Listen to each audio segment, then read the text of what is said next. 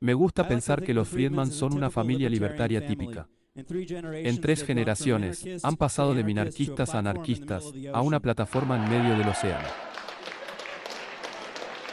Pero en serio, como su familia, David es un hombre de la frontera intelectual. Estoy muy contento de tenerlo aquí en PorcFest X, damas y caballeros, David Friedman.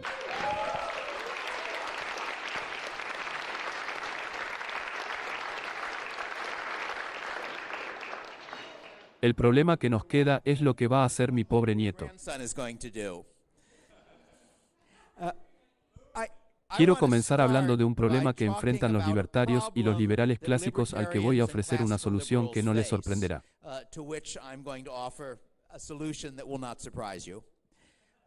Y el problema es que creen que el gobierno es una forma muy mala de producir automóviles o alimentos y, por lo tanto, que la solución a cómo tenemos una sociedad que funciona es un acuerdo de mercado privado en el que las personas se relacionan entre sí, compran y venden, contratan, etc., bajo un conjunto de leyes que definen los derechos de propiedad, los hacen cumplir, etc.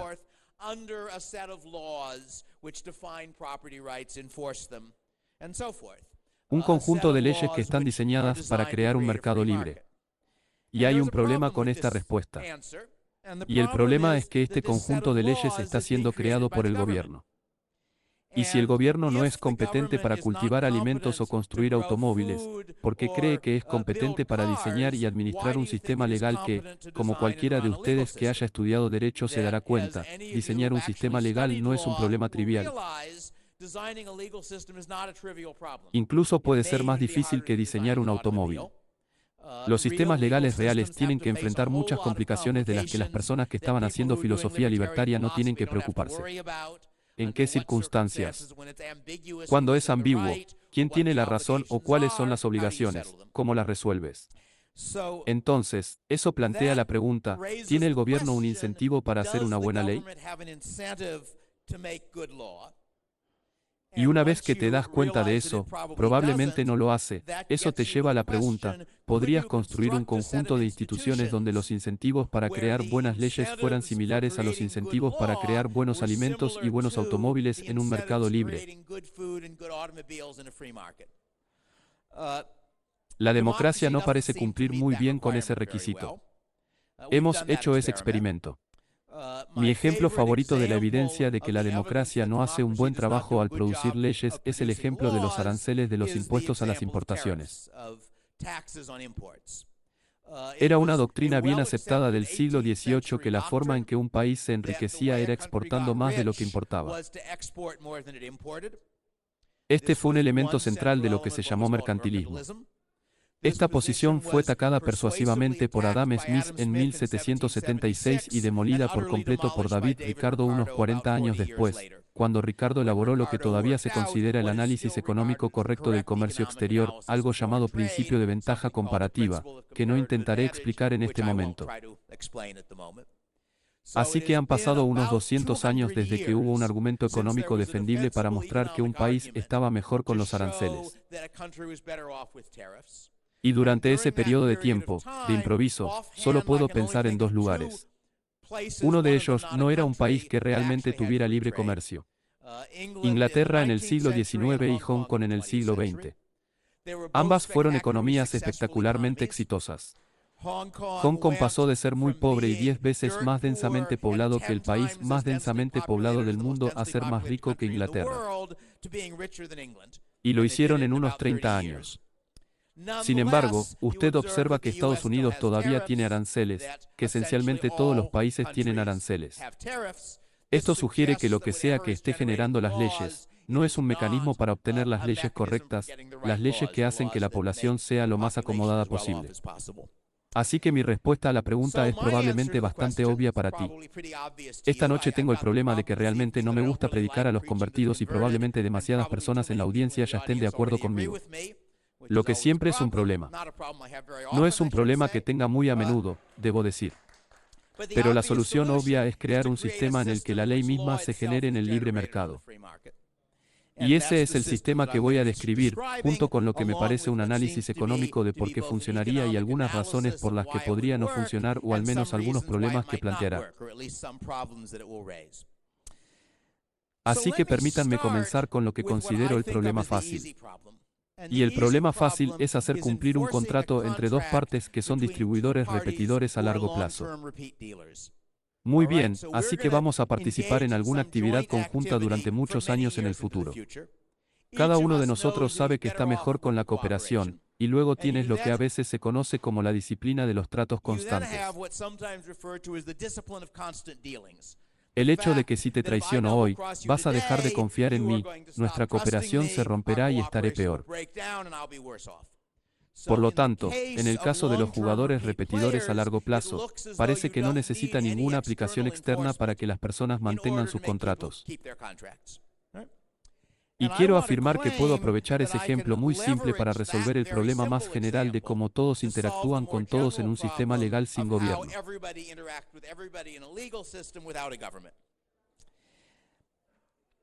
Así que permítanme comenzar imaginando el siguiente sistema. Hay empresas que llamaremos agencias de aplicación de derechos que venden el servicio de proteger los derechos de sus clientes y resolver disputas que sus clientes tienen con otras personas.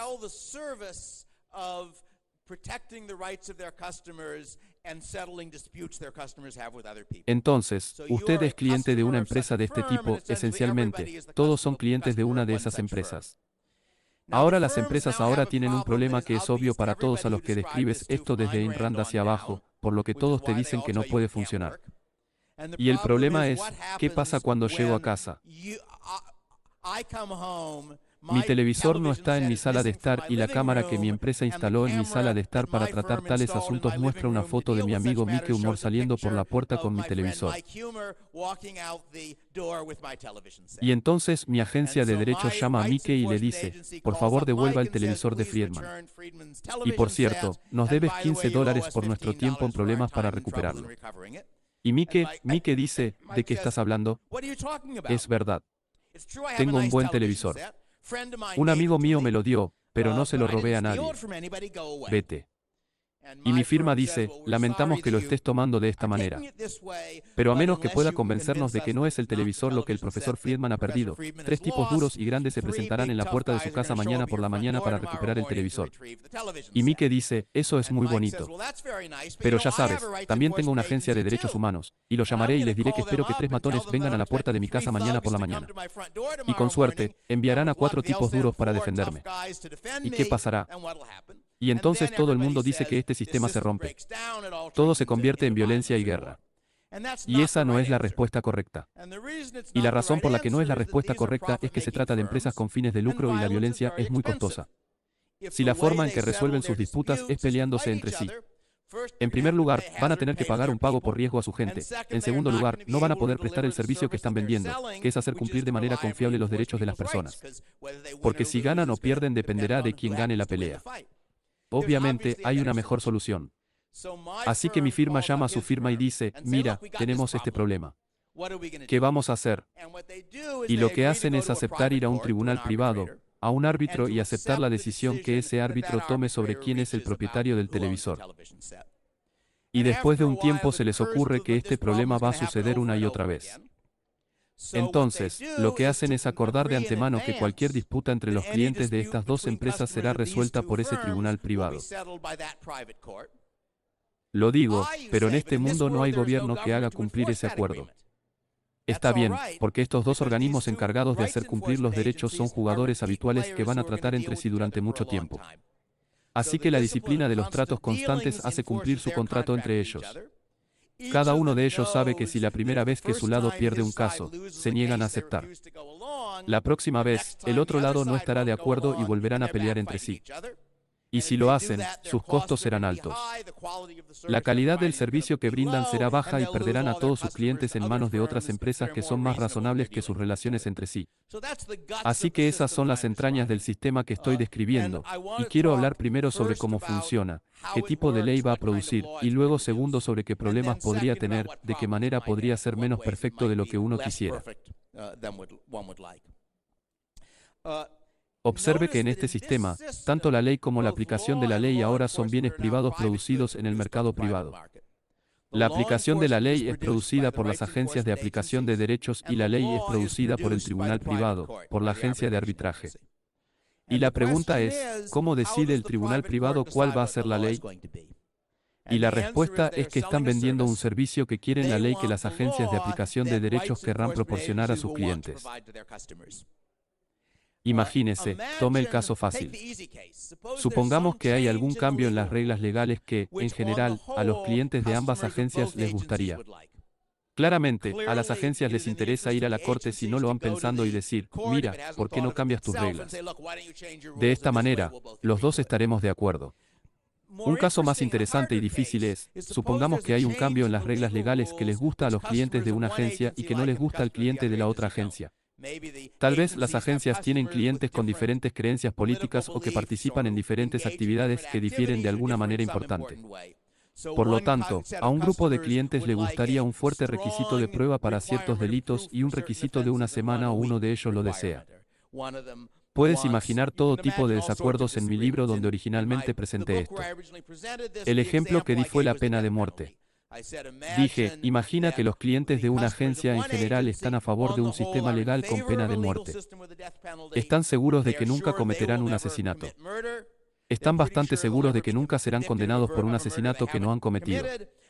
Y quieren asegurarse de que si alguien los mata, morirá para que nadie los mate. La otra agencia siente lo contrario. Sus clientes, en general, están preocupados de que se opongan moralmente a la pena de muerte, o les preocupa que puedan ser condenados por un asesinato que cometieron o por un asesinato que no cometieron, y preferirían no tener una pena de muerte. Cada agencia se dedica a una investigación de mercado. La agencia primero trata de averiguar cuánto podrían aumentar la cantidad que cobran por sus servicios si pudieran garantizar a sus clientes la ley de pena de muerte en disputas con la agencia. B concluyen que sus clientes estarían dispuestos a pagar $1 millón extra al año en total si solo esa característica fuera parte del producto. La otra agencia hace una investigación similar y concluyen que sus clientes estarían dispuestos a pagar $2 millones más para saber que si tuvieran una disputa con la agencia A, no habría pena de muerte. La solución es bastante simple. La agencia contra la pena de muerte ofrece la agencia a favor de la pena de muerte. Suponiendo que la regla inicial es la pena de muerte. Abolir la pena de muerte. Le pagamos $1,5 millones al año. Estamos mejor. Estás mejor. Ganancia neta. Y si generaliza esto, puede ver que pagaría al tribunal privado tratar de encontrar esas reglas legales que maximicen el beneficio agregado para los clientes de las dos agencias. Porque un cambio que beneficia a ambos es una venta fácil. Y un cambio que beneficia a uno más de lo que perjudica al otro solo significa que debe ajustar sus precios para compensar eso. Esa es la lógica básica de ese sistema. Y el resultado va a ser algo que se parece a lo que los economistas llamarían ley económicamente eficiente. Donde por ley económicamente eficiente, me refiero a aquellas reglas legales que maximizan los beneficios sumados a las personas que están bajo las reglas. De acuerdo, esa es una especie de eficiencia estándar como término técnico en economía. Y esta no es una clase de economía, así que no voy a entrar en detalles. Pero es una especie de proxy aproximado para la idea de aumentar el tamaño del pastel, el grado en que todos obtienen lo que quieren. Ahora vale la pena pensar en eso desde el punto de vista libertario porque no hay garantía de que lo que salga de esto sea la ley que nos gusta.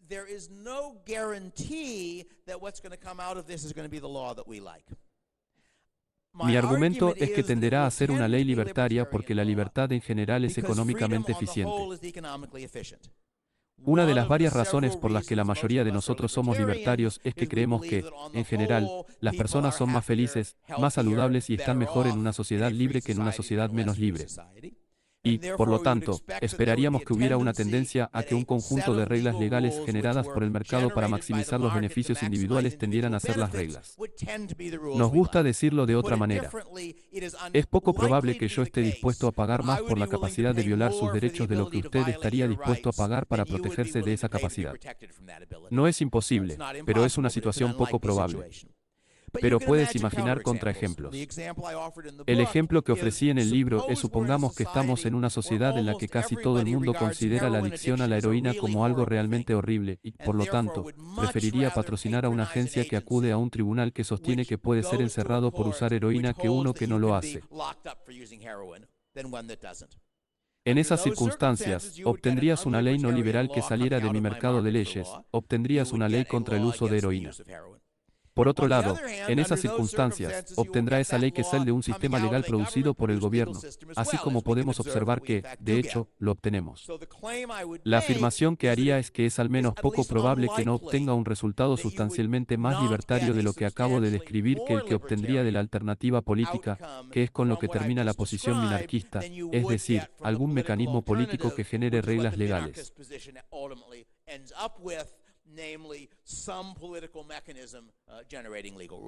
Muy bien, permítanme ahora discutir los problemas con este sistema que he descrito. Y voy a comenzar con los problemas que discutí hace unos 40 años cuando escribí La maquinaria de la libertad, y luego continuaré con algunos problemas en los que he pensado desde entonces, y también tal vez con una o dos soluciones en las que he pensado desde entonces. Y el primer problema, y uno de los más graves, es cómo se defiende mi sociedad anarquista de los estados agresivos. Este es el problema de la defensa nacional. Y la razón por la que es un problema es que la defensa nacional es lo que los economistas llaman un bien público. Un bien público no significa un bien producido por el gobierno. Creo que en este mismo instante estoy produciendo un bien público. ¿Qué quiero decir con eso? Un bien público para un economista tiene dos características. La primera es que el productor no puede controlar quién lo obtiene, y la segunda es que una persona que lo consume no impide que otras personas lo consuman.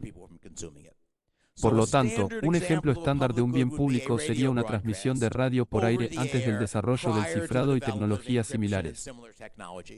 ¿De acuerdo? Así que si transmites un programa de radio, todos dentro del alcance pueden oírlo. Una persona que lo escucha no impide que otra lo escuche. Y un problema estándar para un mercado libre es cómo se producen los bienes públicos. Porque la forma en que producimos bienes privados ordinarios es que si el bien vale más para ti de lo que me cuesta producirlo, puedo ganar dinero produciéndolo y vendiéndolo a ti. En el caso de un bien público, si lo obtiene no depende de si lo paga. Depende de si puedo hacer que todos paguen lo suficiente. Creerá correctamente que si el público es grande, es muy poco probable que su contribución haga una diferencia. En consecuencia, puede tener fácilmente un bien público que vale más de lo que cuesta producir y, sin embargo, no se produce. Y ese es uno de los argumentos estándar que todos, excepto los anarquistas, usan para explicar por qué se necesita un gobierno. Y es un argumento correcto. Es solo que no lo es. El gobierno no es una solución porque lo piensas bien. Ves que los mecanismos que se supone que hacen que el gobierno se comporte están atravesados por problemas de bien público. Que, por ejemplo, si te conviertes en un votante bien educado para votar por políticos que aprueban buenas leyes, acabas de gastar mucho tiempo y energía en producir un bien público compartido con todos los demás en los Estados Unidos. Es un bien público. Con un público de 300 millones de personas, no se va a producir. Y es por eso que los votantes son racionalmente ignorantes. Si analizas la forma en que funcionan los mecanismos políticos, el problema que los economistas llaman falla de mercado, que es una situación en la que la racionalidad individual no produce racionalidad grupal, como los bienes públicos. La falta de producción se produce porque las personas no soportan el costo de las acciones que toman ni obtienen los beneficios. Esa es una excepción en el mercado privado y la situación normal en el mercado público. Si pensamos en cómo funcionan las instituciones políticas, es muy raro que un actor político reciba el beneficio de decisiones correctas o pague el costo de decisiones equivocadas. Supongo que mi ejemplo favorito de esto es en realidad en el sistema judicial. Hay una decisión judicial en particular que podría discutir si la gente tiene curiosidad. En el signo de interrogación en el que un tribunal federal de apelaciones tomó una decisión que dependía de un error matemático del que un estudiante de secundaria inteligente debería haberse avergonzado, y esa decisión casi seguramente mató a miles de personas. Tenía que ver con la responsabilidad por las vacunas.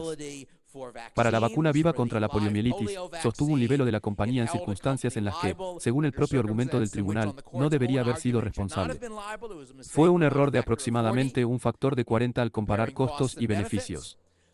El resultado fue, durante un par de años, ralentizar el desarrollo de las vacunas, y eso seguramente mató a miles de personas. Los jueces que tomaron esa decisión nunca debieron un centavo a nadie, por lo que claramente, creo, fue una negligencia culpable en su decisión. Entonces, lo que está mal con el argumento estándar que dice que el fracaso del mercado es una razón para el gobierno no es que el libre mercado funcione perfectamente, sino solo que la alternativa funciona peor, que no tenemos una buena manera de hacer que los gobiernos actúen en nuestro interés, desafortunadamente. Así que permítanme volver al problema de la defensa nacional. La defensa nacional es el bien público. Si establezco un mecanismo para evitar que los rusos, los mexicanos o los canadienses invadan, estoy produciendo un beneficio para todos los demás en el país. Si ayudo a pagar a un ejército para que defienda al país, estoy produciendo un beneficio compartido por todos los demás. Cuando originalmente escribí La maquinaria de la libertad, la URSS era una empresa en marcha con un ejército considerable y una gran cantidad de armas termonucleares y misiles para entregarlos. Y en ese momento parecía que defender a los Estados Unidos requería que alguien gastara miles de millones de dólares en algún tipo de ejército. Para los Estados Unidos, ese problema en particular se resolvió solo. Afortunadamente, ya no tenemos enemigos reales. Es decir, cualquier enemigo es lo suficientemente poderoso como para importar.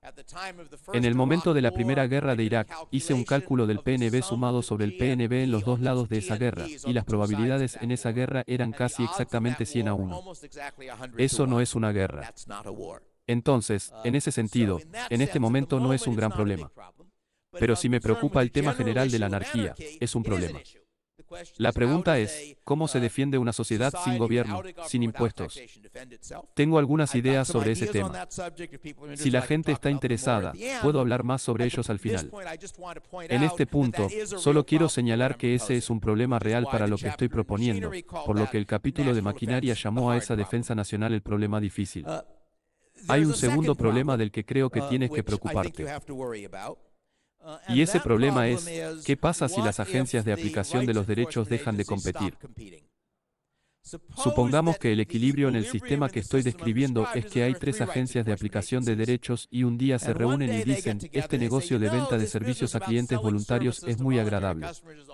Pero piense cuánto más dinero podríamos ganar si cada uno de nosotros aceptara no aceptar clientes que quisieran cambiar de agencia. De acuerdo, esto se llama cartelización. Está formando un cartel. Y de hecho, lo que están haciendo es reinventar el gobierno. De acuerdo. Por lo tanto, gobernarían sin los límites que tiene nuestro gobierno actual, porque esto es una hoja en blanco, por así decirlo. Entonces, una de las cosas de las que debe preocuparse es si en este sistema, las propias agencias de aplicación de la ley podrían convertirse en violadores de derechos y podrían decidir hacerse cargo. Ese es el segundo problema.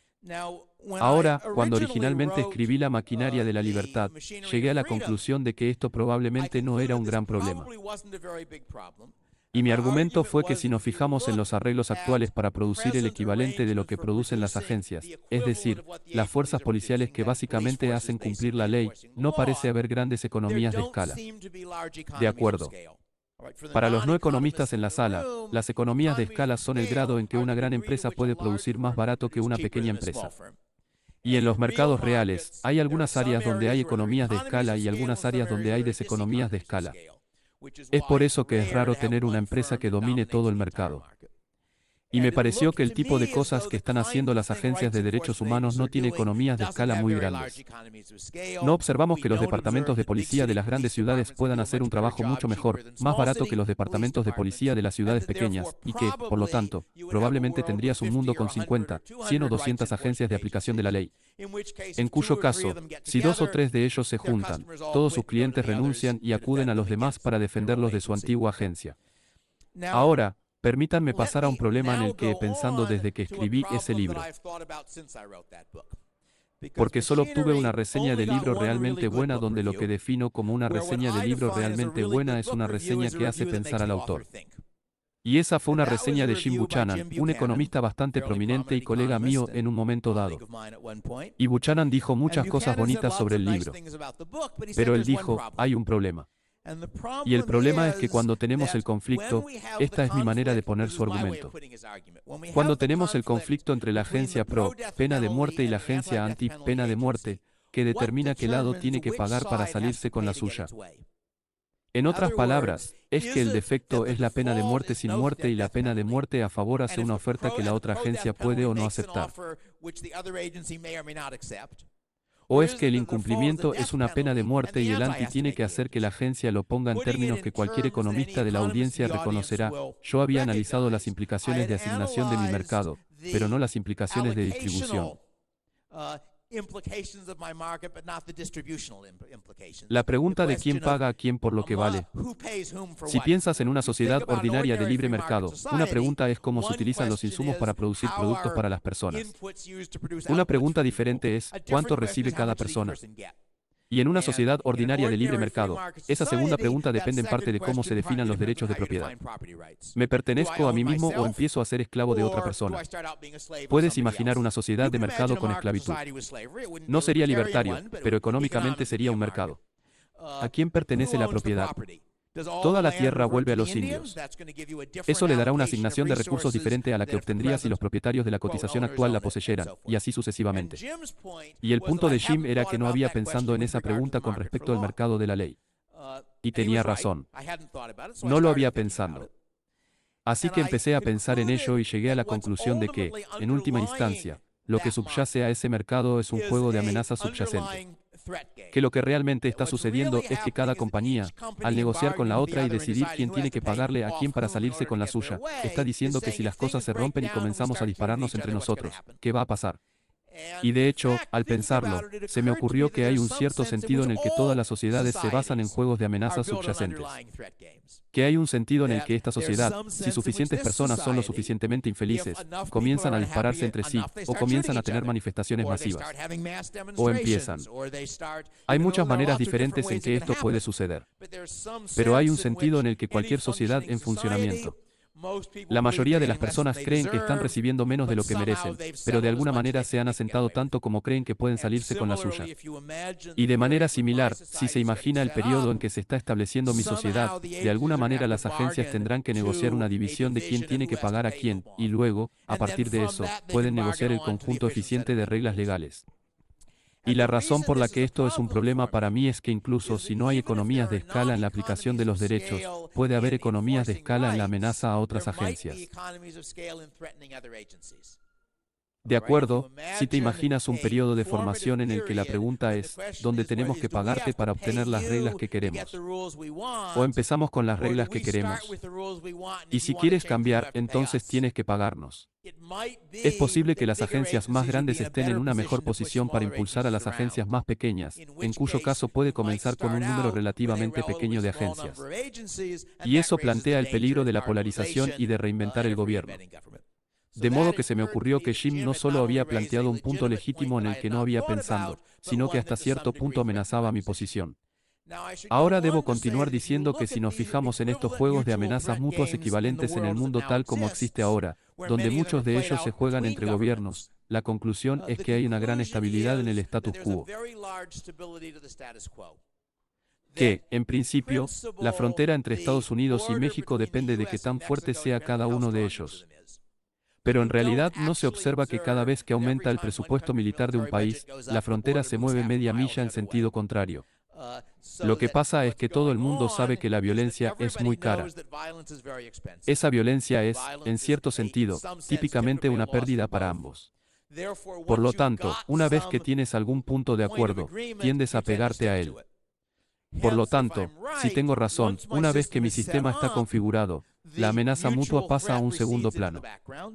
Es cierto que mi agencia tiene un par de tanques en el sótano, en parte por si acaso y en parte como recuerdos de los viejos días del salvaje oeste cuando las cosas se estaban formando. Pero con suerte, están acumulando polvo. Por lo tanto, lo que realmente afecta el tamaño de las agencias es a qué tamaño pueden hacer un buen trabajo al proteger los derechos de sus clientes. Y si así es como funciona, entonces estamos en una forma razonablemente buena en términos de tener un sistema con muchas agencias y, por lo tanto, estabilidad. Así que eso es un punto que se me ocurrió donde me había perdido algo cuando originalmente analizado este 40 hace algunos años, y donde, gracias a Jim señalando el problema, ahora estaba en una posición, en cierta medida, al menos, responder o tratar con él.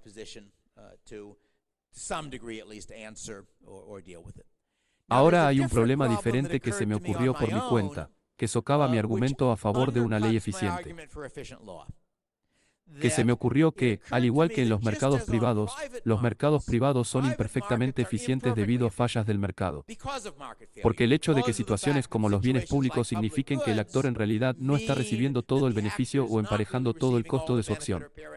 Y, por lo tanto, a veces no te paga por hacer algo a pesar de que vale la pena hacerlo, o te paga por hacer algo a pesar de que no vale la pena hacerlo. Es una especie de estándar.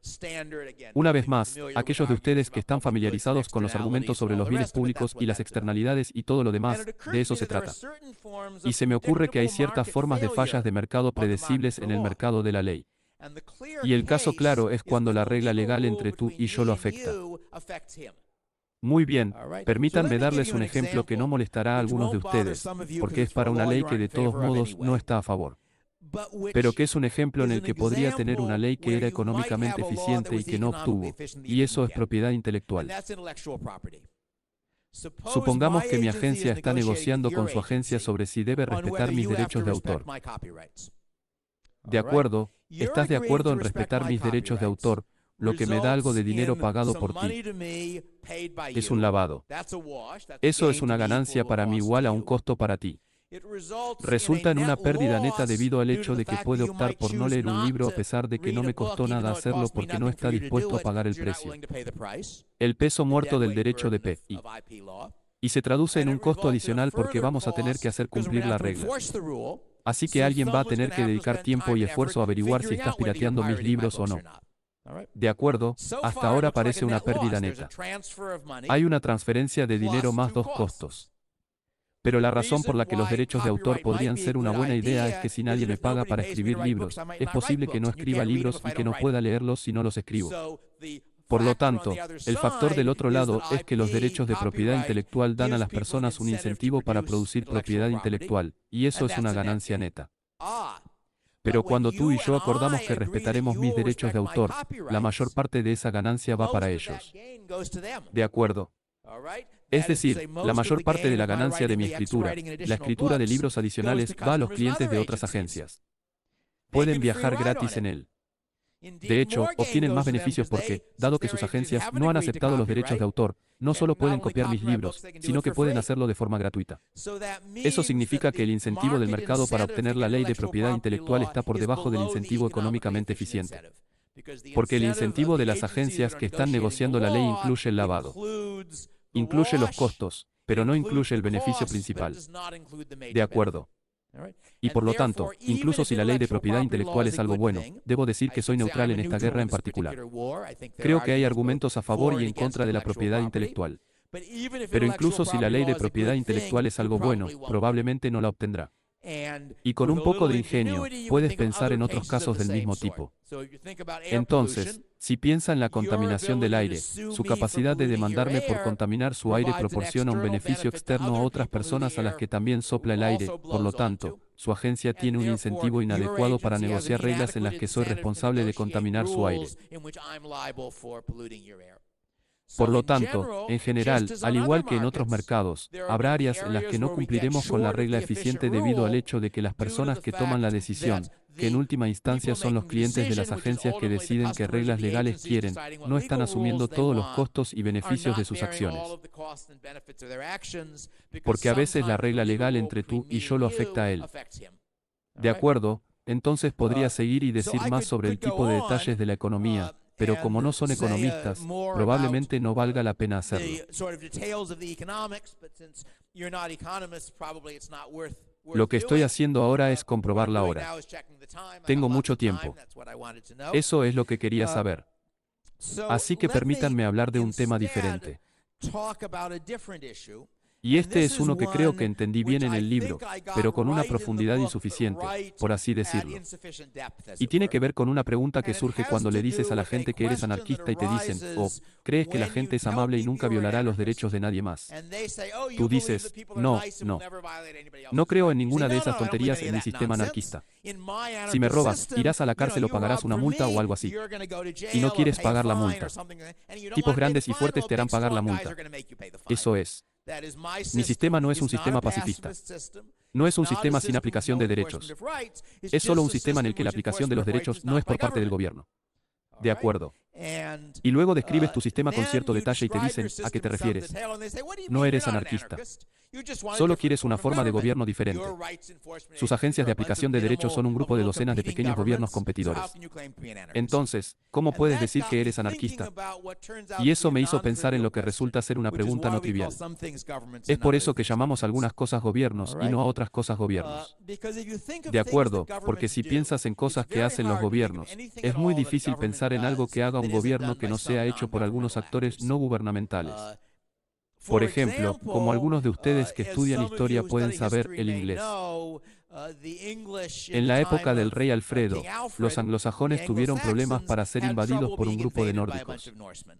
Esos ejércitos nórdicos no eran ejércitos estatales, eran proyectos empresariales, ¿verdad? Tienes un líder militar y le dice a un grupo de otros vikingos, mira, hay muchas tierras y botines en Inglaterra. Vamos a tomar un poco. Así que hacer la guerra no define a un gobierno. Y es muy difícil, si lo analizas, pensar en algo que defina a un gobierno. Y está muy bien hablar sobre el derecho legítimo de hacer cumplir las leyes. Pero, ¿qué significa legítimo? Significa que el gobierno dice que puede hacerlo. También puedo tener el derecho legítimo de hacer cumplir las leyes. Diré que puedo hacerlo. Entonces, ¿qué define a un gobierno? Y eso me hizo pensar en una pregunta relacionada. Y esa pregunta es, ¿qué son los derechos?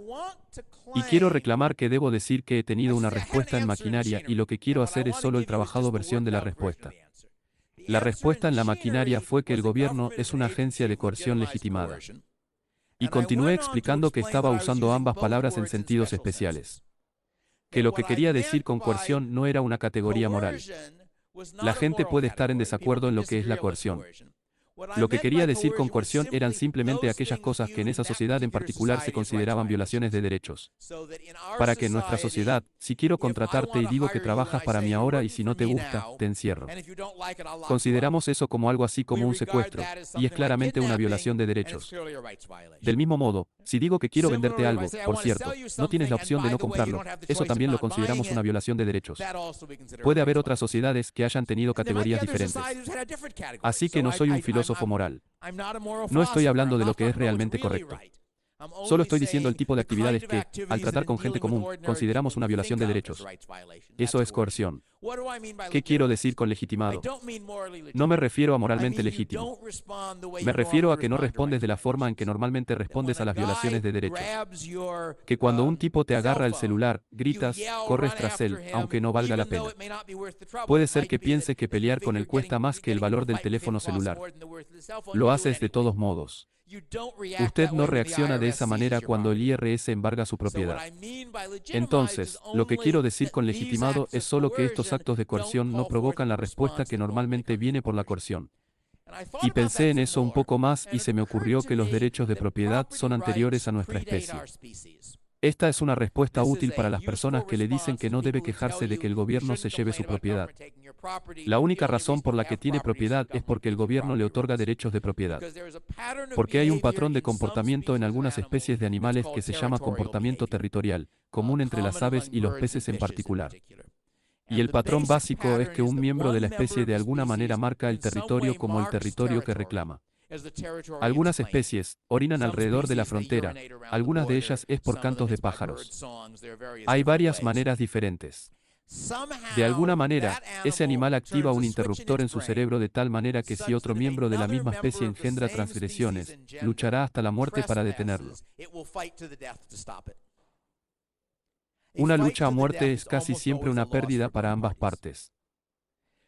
Eso significa que si eres el intruso y sabes que el otro miembro de tu especie se ha comprometido a defender el territorio, vale la pena retirarse porque incluso si ganas la pelea, el daño de una pelea a muerte es casi seguro más de lo que vale el acceso al territorio. No sería cierto si eres enormemente más grande y más fuerte. No es un método perfecto, pero en algo cercano a la igualdad, el hecho de que uno de ellos se comprometa a luchar significa que el otro retrocede. Lo que quiero afirmar es que los derechos en los seres humanos son simplemente la versión elegante de ese sistema. Que los derechos en los seres humanos son un conjunto de estrategias de compromiso mutuamente percibidas de tal manera que cada uno de nosotros ha trazado líneas invisibles. Y si la sociedad funciona, mis líneas invisibles casi nunca cruzan las tuyas. Así que casi nunca es el caso que voy a luchar hasta la muerte para mantener algo y voy a luchar hasta la muerte para tomar. Y dado que cada uno de nosotros puede reconocer este conjunto de estrategias de compromiso, normalmente la mayoría de las veces no violamos lo que las otras personas ven como sus derechos. Aquí es donde creo que estaba. Un relato positivo de los derechos. Si quieres la versión detallada, está en mi página web. Mi página web, por cierto, es www.davidfriedman.com. Es bastante fácil de recordar y tiene montones y montones de cosas, incluido el texto completo de Machinery of Freedom y muchos de mis artículos. Así que mi argumento es que es una forma de dar sentido a los derechos, no como una categoría moral, como una categoría legal, sino como una forma de entender el comportamiento humano. En cualquier sociedad, los individuos se han comprometido a asumir costos irrazonablemente grandes en defensa de ciertas cosas. Otras personas lo saben y, por lo tanto, no invaden. Y creo que eso tiene sentido a partir de muchas cosas que observamos en el mundo real. Mi ejemplo estándar, uno de mis ejemplos estándar fue la Guerra de las Malvinas. De acuerdo, algunos de ustedes son demasiado jóvenes para recordarlo, pero había un par de islas estériles cerca de la Antártida ocupadas por, supongo, unos 80 ingleses. Tal vez 90, no lo sé, pero un número pequeño. Y Argentina pensó que pertenecía a Argentina e Inglaterra pensó que pertenecía a Inglaterra. Y Argentina invadió y el Reino Unido envió su único portaaviones en una parte de su flota y libró una guerra en las frías aguas cercanas a la Antártida para retener estas dos islas estériles. Y tu primera respuesta es: esto es una locura. Las islas no valen ni una centésima parte de lo que arriesgaban peleando esa guerra. Y sin embargo, parece tener perfecto sentido para nosotros. Está bien, porque después de todo, Inglaterra, el Reino Unido, pensaba que esas islas eran suyas.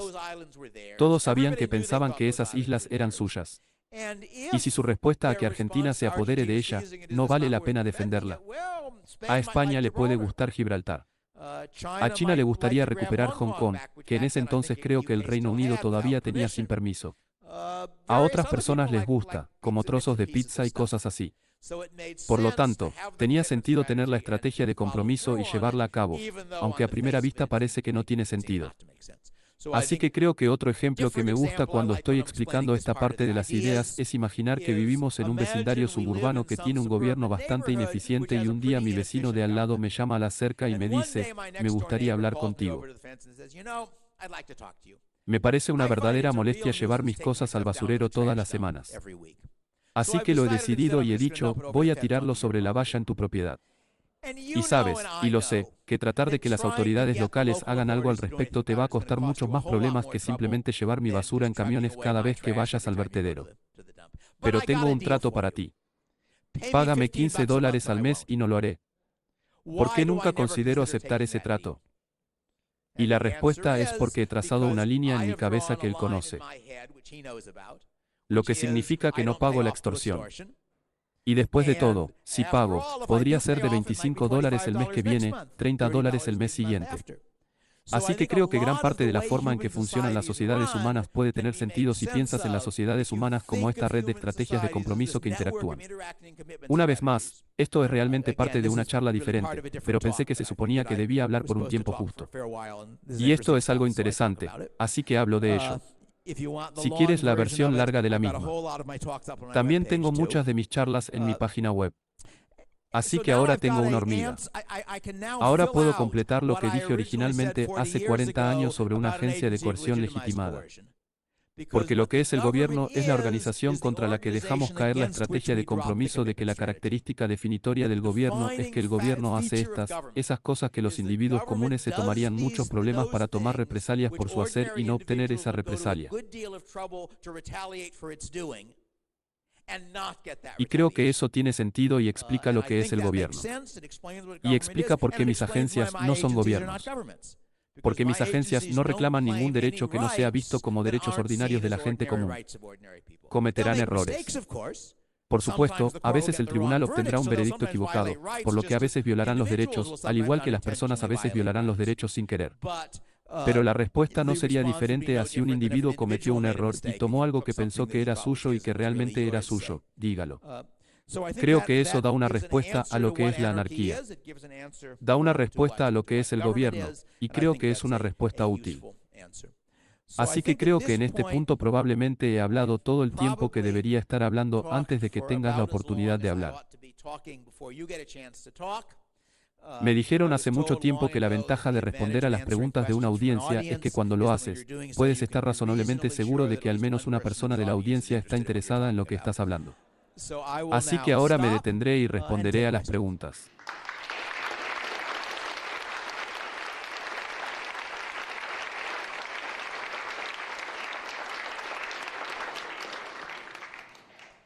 Chuck Chuck, por favor dirija sus preguntas al micrófono para que podamos grabarlas en vídeo, por favor.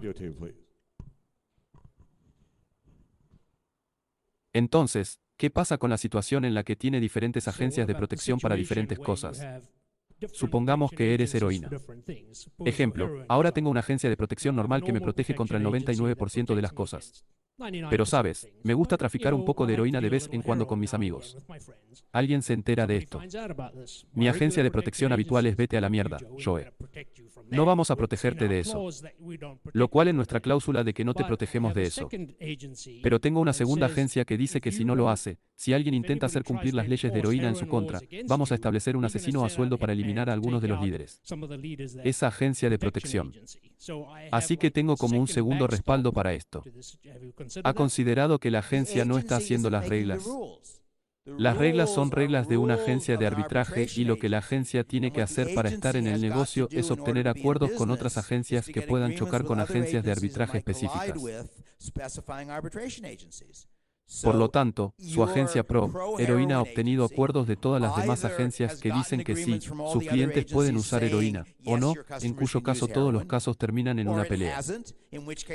Y como está superada en número en 99-1, pierde suficientes peleas para cerrar el negocio.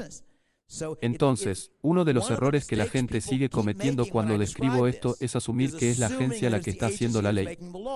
Pero la agencia no puede hacer la ley porque tiene el problema de los casos cruzados de lo que sucede cuando un cliente de una agencia tiene una disputa con un cliente de otra agencia. Y, por lo tanto, lo que las agencias tienen que hacer es que cada par de ellas acuerde la ley. Ahora, uno de los resultados de esto es que no vas a tener que tener leyes idénticas para todos. De acuerdo, es muy posible que en una disputa con usted, el caso vaya a un tribunal que cree en decidir tales casos por una preponderancia de la evidencia. Un caso idéntico con él irá a un caso que dice más allá de una duda razonable y así sucesivamente. ¿Algún otro problema? Habrá cierta presión sobre la consistencia porque es más fácil ejecutar el sistema mientras menos variación haya. Y al igual que obtienes algo de estandarización en los mercados ordinarios, obtendrás algo. Pero también tendrás algunos subgrupos a través de los cuales es importante contar. Supongamos que vive en un área estéril, es importante que tenga una ley de agua muy detallada. Por lo tanto, tiene una agencia que se esfuerza por negociar con todos los que están a la vista para estar de acuerdo con ellos en que tiene leyes detalladas sobre quién puede usar el agua. Otras personas no quieren eso. No les falta agua. Así que es un sistema polilegal en el que la regla legal que se aplica es una función de la pareja de personas que están tratando entre sí. ¿Tiene sentido? Sí, es una excelente charla. Gracias. Un tema que me llamó la atención de inmediato es esta noción que usted planteó al final sobre cómo el gobierno es el actor que cuando coacciona, abandonamos nuestras líneas rojas normales. De acuerdo, pero no estoy seguro de que eso sea del todo cierto en la realidad tal como la conocemos hoy. Por ejemplo, acabamos de tener una presentación de Kopach que está filmando a la policía. Muchos de nosotros trazamos muy buenas líneas rojas alrededor de la policía e incluso los ciudadanos comunes cuando llegan a cierto punto de abuso a menudo se enfrentan a la policía. Pero reto a cualquiera que esté aquí a crear una mafia. Observa dónde vas y filma a los agentes de la mafia mientras se dedican a hacer cumplir las reglas, resolver disputas y ganar dinero con ello. Y esto me plantea la pregunta de si ya no estamos viviendo en un mundo en el que estamos dejando caer nuestras líneas rojas más para los dispensadores privados de justicia, es decir, los delincuentes organizados que realmente gobiernan nuestro mundo. Y si este problema no empeoraría aún más si elimináramos las trampas oficiales y las mitologías y la irracionalidad que rodea al gobierno. No estoy del todo seguro de entender su pregunta, en parte porque no sé qué significa mafia en el contexto de los Estados Unidos. Sé mucho sobre la mafia siciliana, que es una organización bastante bien definida de la que tenemos al menos una buena cantidad de información y que de hecho era un sistema de aplicación de los derechos privados, así como una cierta cantidad de extorsión y una variedad de otras cosas. Todavía lo es, supongo, aunque no lo sé, pero diría que lo que es cierto es que las líneas no son necesariamente fijas, por lo que con el tiempo las vistas pueden cambiar. Permítame tomar un ejemplo que me llamó la atención hace poco, que es un caso de robo o robo de rutina. Supongo que casi nadie se opone, aunque no hay un argumento moral para ello. Y esos son los carritos de supermercado. Ves a alguien caminando por la calle con un carrito de supermercado obviamente robado de una tienda de comestibles local cargado de cosas, y no llamas a la policía. Al menos nadie que yo conozca llama a la policía. Y ese es un caso en el que, debido a que la aplicación de los derechos de propiedad pertinentes era bastante difícil, la violación era muy común. Entonces, en cierto sentido, las personas modificaron lo que veían en términos de su normalidad, de cuáles eran sus definiciones normales. Y no hay un buen argumento moral para ello, pero creo que describe el comportamiento real en el caso de filmar policías. Por supuesto, la regla legal dice que se le permite hacerlo, por lo que está actuando dentro de ese sistema. Lo que no estás haciendo es acercarte al policía y agarrarlo del brazo y decirle que no puedes hacer lo que sea que estés haciendo porque es inmoral. No estás respondiendo de la forma en que responderías a un ordinario. La forma en que respondes a un ladrón común que te roba no fue filmándolo. De acuerdo, pero ahora toda la cuestión de filmar policías es muy interesante. Pero es muy interesante por otro conjunto de razones que si alguno de ustedes ha leído el libro de David Brin La Sociedad Transparente, los dos primeros capítulos de los cuales son bastante buenos, aunque creo que va cuesta abajo después de eso. Y el argumento de Brin es que la tecnología nos está moviendo hacia un mundo sin privacidad. Hacia un mundo en el que todo lo que sucede, al menos en lugares públicos, sea registrado y localizable. Y argumenta que no se puede detener ese cambio. Pero lo que puedes hacer es hacer que la transparencia vaya en ambas direcciones para que la policía pueda vigilarnos. Pero podemos vigilarlos. Y la filmación de policías es un ejemplo del mundo real de lo que describió que sucedió. Que, hasta cierto punto, la policía está empezando a estar algo limitada por el hecho de que podemos observarlos de manera grabable. Según tengo entendido, su argumento o su propuesta es que un mundo sin gobierno sería un mundo de derechos en competencia, agencias de aplicación de la ley, compitiendo por los clientes, etc. ¿Cómo respondería a la afirmación de que el mundo que tenemos hoy, a escala global de todas estas naciones diferentes, ya es ese mundo? La respuesta es que los actuales son soberanos territoriales. No puedes vivir en los Estados Unidos y aceptar bajo una dispensación especial, por así decirlo, que Canadá o México protejan sus derechos y que los soberanos territoriales estén en una posición de monopolio. Es cierto que su comportamiento está limitado en cierta medida por la competencia, y puede ser más limitado en el futuro. No sé cuántos de ustedes han leído alguna vez la obra de Zenourka Parkinson. Era un académico inglés que era muy bueno para hacer argumentos serios en ensayos humorísticos, y es mejor conocido por lo que se llama la ley de Parkinson. La ley de Parkinson tiene dos enunciados, dos versiones. La primera versión es que el trabajo se expande para llenar el tiempo disponible, y la segunda versión es que el número de personas empleadas por una burocracia aumenta a un ritmo constante, independientemente de si el trabajo a realizar aumenta, disminuye o si hay algún trabajo. Y esto suena a broma, pero tiene datos. Parkinson te da las cifras del número de empleos en tierra de los empleados británicos del almirantazgo británico durante el periodo en que Inglaterra pasaba de ser la mayor potencia naval del mundo a apenas poder vencer a Argentina, y el número de empleados en tierra sigue aumentando. Da un gráfico similar para el número de empleados esencialmente de la parte en el Reino Unido de la administración del Imperio Británico durante el periodo en que el Imperio Británico estaba desapareciendo. Parkinson tiene otro ensayo que tiene que ver con las limitaciones del gasto público, y sus números desafortunadamente son optimistas. Pero el punto básico era bastante bueno, en el que ve, en la forma en que lo expresó, que la gente productiva del mundo ha descubierto por una larga y amarga experiencia que generalmente tendrán que dar alrededor del 10% de sus ingresos a algún gángster, señor feudal o departamento de impuestos internos. Importa poco cómo lo llames. Cuando las tasas son más altas que eso, los israelitas comienzan a mirar el Atlas. Probablemente haya mejores lugares para estar que Egipto. Y el punto es que, hasta cierto punto, los gobiernos están restringidos por la competencia. Y me gustaría argumentar que un resultado del cambio tecnológico puede ser hacerlos más restringidos. Porque a medida que más y más de nuestra vida se traslada al ciberespacio, nos volvemos cada vez más móviles. Si casi todos sus amigos están en línea, si está teletrabajando a su trabajo, puede elegir vivir en una amplia variedad de lugares diferentes y, por lo tanto, los gobiernos están más obligados a competir por los contribuyentes. Así que no afirmaría que nada de esto está sucediendo. Pero mientras los gobiernos sean soberanos territoriales, el costo de cambiar de proveedor es muy alto y eso los coloca en una posición de monopolio. La parte de la forma en que lo describí en Machinery fue imaginar un mundo en el que todos vivieran en remolques de casas y el costo de mudarse fuera esencialmente cero. Y un día se anuncia que Francia y Alemania están a punto de ir a la guerra. Y al día siguiente sale el sol en un paisaje vacío poblado por un montón de reporteros de guerra y algunos ejércitos y nadie más porque todos los demás quedan. Genial. Muchas gracias. Gracias por la gran charla y gracias por venir. Entonces, ¿qué estamos buscando? En palabras de The Tenant Hills, estamos buscando un mercado para la libertad y en este momento existe un mercado dominante para la tiranía.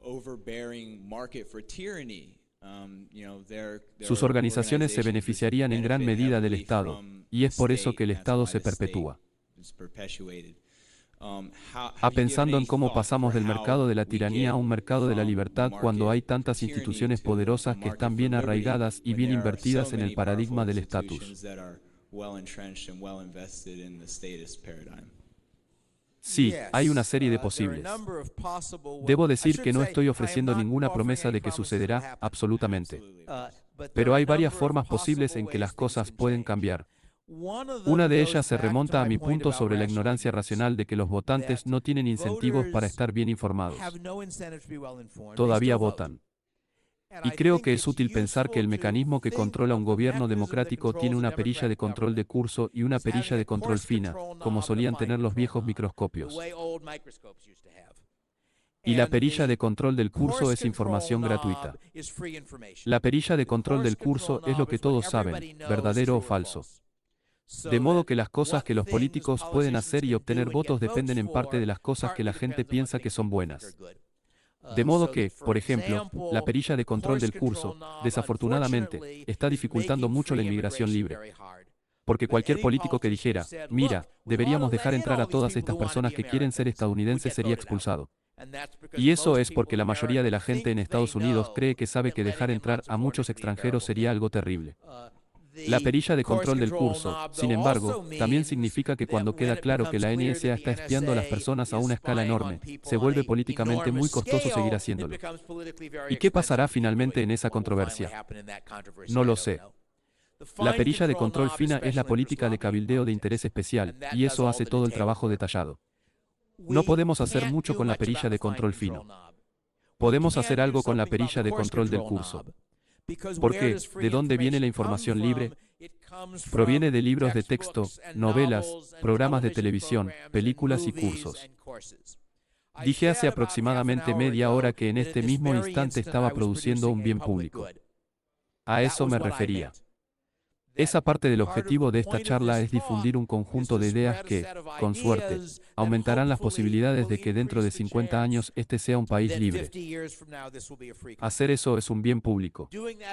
No puedo acusar a las personas que, si tengo éxito, serán libres. O como resultado, como muchos bienes públicos, todavía se produce de forma privada porque puedo obtener suficientes beneficios de producirlo para que valga la pena producirlo. Tengo la oportunidad de visitar New Hampshire, que es un estado muy bonito en el que pasé la mayor parte de los veranos creciendo. Puedo socializar con mucha gente interesante. Sin embargo, me tomo un helado muy sabroso, que tuve que pagar porque hay un impuesto especial de $5 sobre el helado aquí por aquí. Nunca había oído hablar de algo así en ningún otro lugar. Es suficiente, así que estoy dispuesto a hacerlo. Sin embargo, es un bien público. Entonces, una de las respuestas es que uno podría difundir ideas, y uno puede hacerlo siendo un académico profesional y tratando de cambiar lo que se enseña en las universidades. Puedes hacer eso de la manera en que lo hizo H. L. Mencken al ser un ensayista brillante y escribir artículos y ensayos de periódicos que la gente lee y repite y cambia su forma de pensar sobre las cosas. Puede hacerlo iniciando bitcoins, o puede hacerlo para tomar un ejemplo mucho más mundano, iniciando UPS y FedEx y demostrando así que realmente no necesitan la oficina de correos.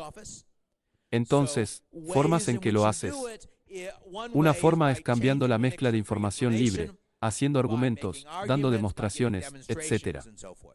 Que uno de los errores a los que los libertarios han sido propensos en el pasado, no estoy seguro de que siga siendo cierto, es creer que hay una respuesta correcta para traer libertad, que es tentador decir. He descubierto que la solución es afiliarse al Partido Libertario y elegir un candidato. Así que todos ustedes deberían hacerlo también. Y es una muy mala idea porque algunos de ustedes realmente odian la política, pero pueden ser muy buenos para enseñar en la escuela secundaria o para escribir una novela o para comenzar un negocio. Y así, la respuesta correcta va a ser respuestas diferentes para diferentes personas. Así que ese es un enfoque que consiste en cambiar la combinación de información gratuita que existe para que sea políticamente más costoso hacer cosas malas y más rentable hacer cosas buenas. Y la gente ha estado trabajando en ese proyecto durante mucho tiempo. Mi padre tuvo más éxito que la mayoría de nosotros en ese proyecto, pero otras personas también han hecho cosas. E Inland tuvo un éxito relativo en ese proyecto. No tuvo el éxito suficiente, pero hizo su parte. Otra cosa que puede hacer es encontrar formas de trabajar en torno al gobierno para que. He estado argumentando durante algún tiempo que la tecnología en línea plantea la posibilidad de un mundo que sea un narcocapitalista en el ciberespacio y administrado por gobiernos en el espacio real. Porque, como algunos de ustedes saben, el cifrado de clave pública proporciona herramientas potencialmente muy poderosas para un mundo donde las partes de tercero no pueden observar ni interferir en las interacciones entre dos partes. Y tengo varias discusiones y artículos sobre eso en mi página web. Esa es una solución diferente. Criptoanarquía. Sí, es cierto. Las cosas. Los cypherpunks.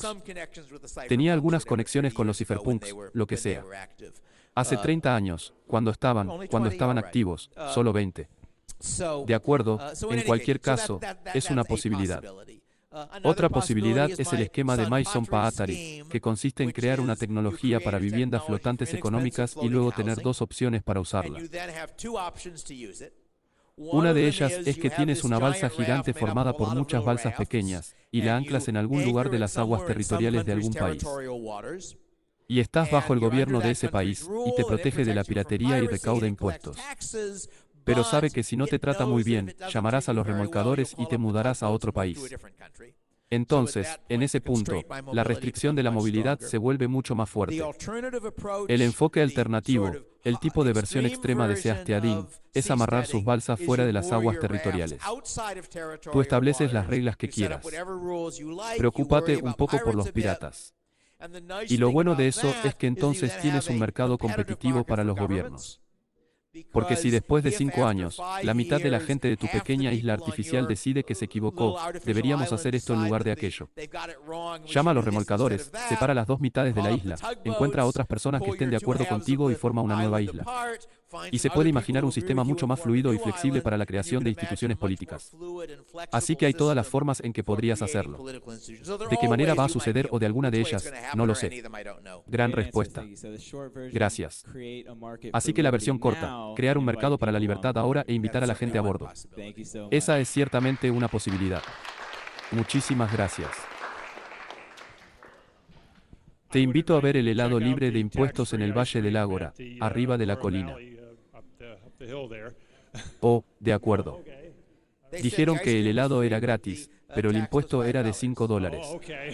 Está bien, malinterpreté tu punto. Eso es lo que dice su letrero. De todos modos, no fue idea mía. De lo que hablabas con agencias competidoras, y lo estás repensando como la economía de escala, de poder intimidar, amenazar a otras agencias, ¿verdad? being able to kind of intimidate threaten other other people. agencies, right? Sin embargo, el hecho es que en una sociedad sin Estado, se requeriría una enorme cantidad de transparencia para dicha agencia. De lo contrario, la gente estaría muy dispuesta a gastar dinero en una agencia que no quisiera revelar cómo era su financiación. Por lo tanto, sería muy difícil ocultar una acumulación de armas para tratar de apoderarse de las otras agencias y luego convertirse en ¿por qué tiene que ocultarlo? Tus clientes están perfectamente contentos con el hecho de que podrás intimidar a otras agencias para que les den buenos términos. Sin embargo, en una sociedad sin Estado, creo que no tendríamos una sociedad sin Estado en el punto en que la gente estaría dispuesta a pagar a otras personas para intimidarlos. De acuerdo, en la medida en que no quiero confiar en los cambios en la moralidad humana para hacer que un sistema funcione, me parece que lo que quiero hacer es asumir que los seres humanos van a ser como son y ver si puedo descubrir instituciones que produzcan los resultados que quiero.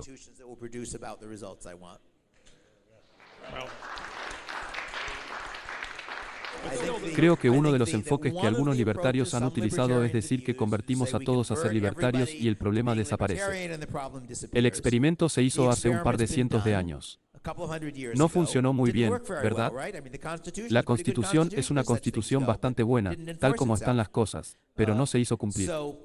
Así que sería una larga discusión.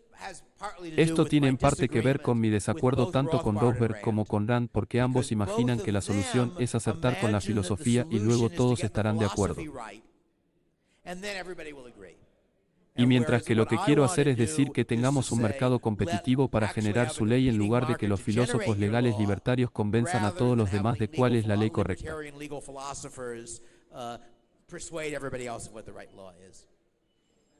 De acuerdo, el costo.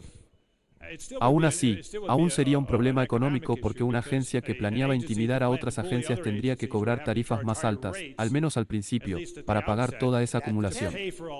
Este es el argumento de la economía de escala.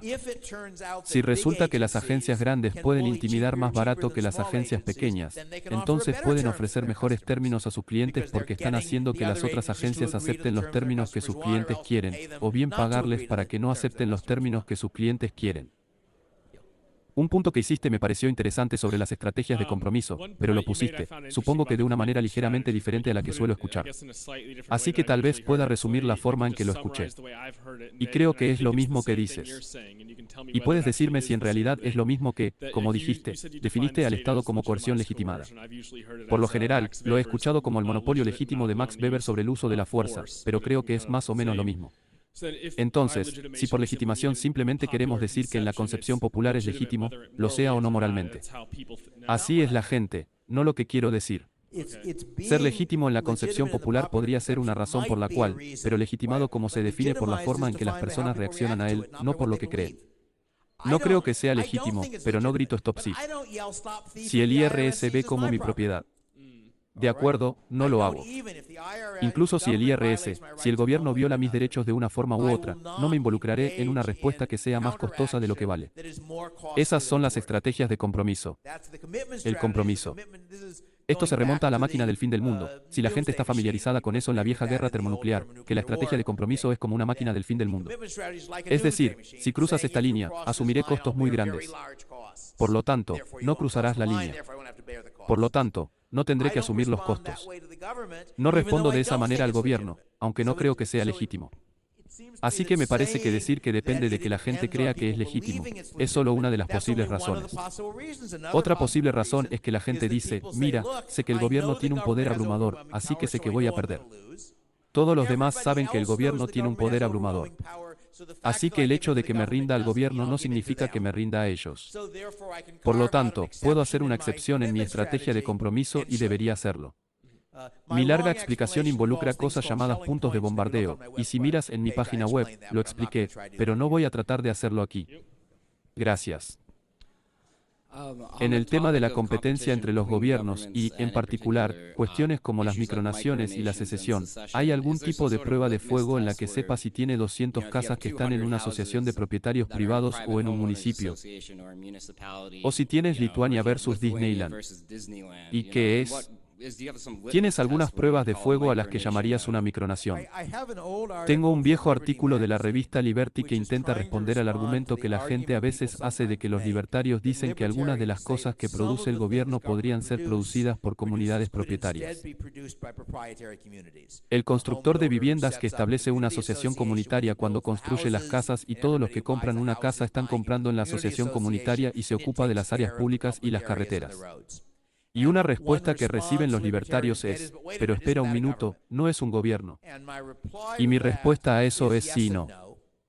Es decir, es algo así como un gobierno, pero fue producido por el mercado, por lo tanto, si es un gobierno, va a ser un gobierno óptimo.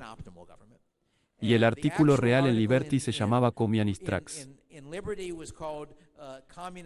Y yo estaba diciendo, ¿cuál es la diferencia entre un camión comunista y un camión capitalista? No es que de alguna manera tener una hoz y un martillo haga que no funcione. Es que la estructura de incentivos que produce camiones comunistas produce camiones malos. Y la estructura de incentivos que produce camiones mal diseñados. Y la estructura de incentivos que produce camiones capitalistas produce camiones buenos y diseñados. La estructura de incentivos que produce la asociación de propietarios. La persona que lo diseña tiene un incentivo para hacerlo bien porque no tiene miembros hasta que vende esas casas. Y su capacidad para vender las casas depende en parte de lo bien que haya estructurado la asociación de propietarios. Un comprador individual tiene un incentivo para estar bien informado allí porque su decisión realmente determina lo que obtiene, mientras que el votante individual no tiene ese incentivo. Así que el argumento, por lo tanto, es que se está obteniendo una cosa similar al gobierno, pero una cosa que fue producida por el mercado, por lo tanto, estará más cerca de estar bien diseñada. De acuerdo, perdóname si estoy golpeando a un caballo muerto. Una de las razones por las que me atrajeron sus trabajos sobre alguien como Rothbard, especialmente, es porque tiene en cuenta el hecho de que sabe que las personas tienen diferentes valores y moralidades y otras cosas en este nivel con ellos, pero en algún grado. Y aquí es donde me estoy confundiendo un poco, porque la idea es dividir la ley en que la proporcionen las diversas empresas y demás.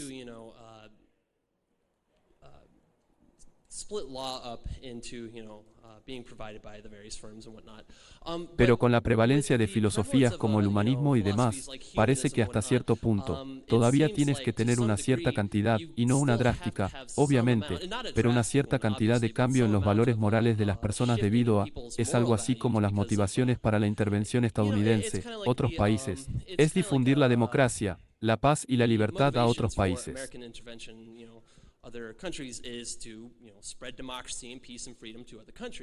Y parece que tratar de implementar un orden polilegal sería descartar algunos de esos valores.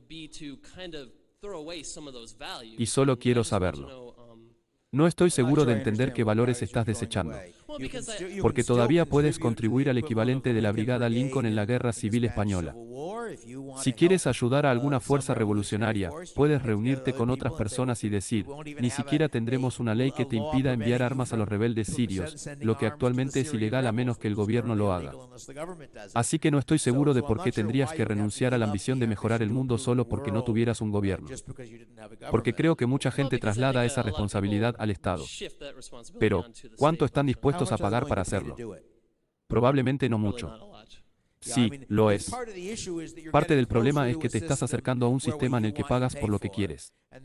Y hay muchas cosas que la gente quiere, siempre y cuando tenga que pagar por ellas.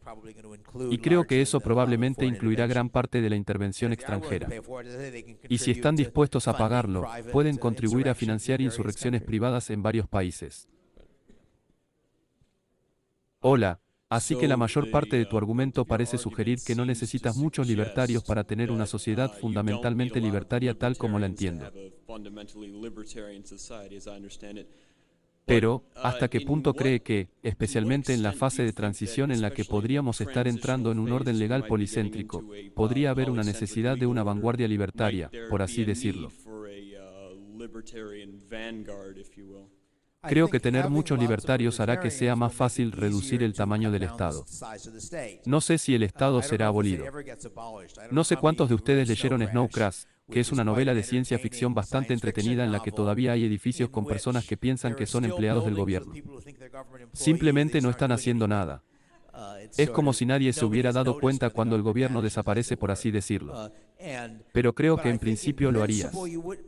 Parte de ello depende de lo que definas como libertario. Entonces, supongamos que las personas creen que sus hijos recibirán una mejor educación con un sistema de cupones. Eso es un cambio en la dirección libertaria porque el gobierno está teniendo menos control sobre la educación. Puede que no sean ideológicamente libertarios. Quieren decir, puedes creer en el mercado si crees que el mercado funciona. Eres libertario. Y si crees que lo más importante en el mundo es ayudar a los pobres. Y no tengo ninguna objeción moral a que el gobierno cobre impuestos a los ricos y ayude a los pobres. Es solo que no creo que lo vaya a hacer, mientras que el libre mercado lo hará. Eso es ser libertario. No lo sé, pero difundir la idea de que la intervención del gobierno funciona mal va a facilitar el cambio en la dirección de este tipo de sociedad. Creo que sí. En la medida en que las nociones prescriptivas y descriptivas del libertarismo sean efectivas, ambas podrían ayudar.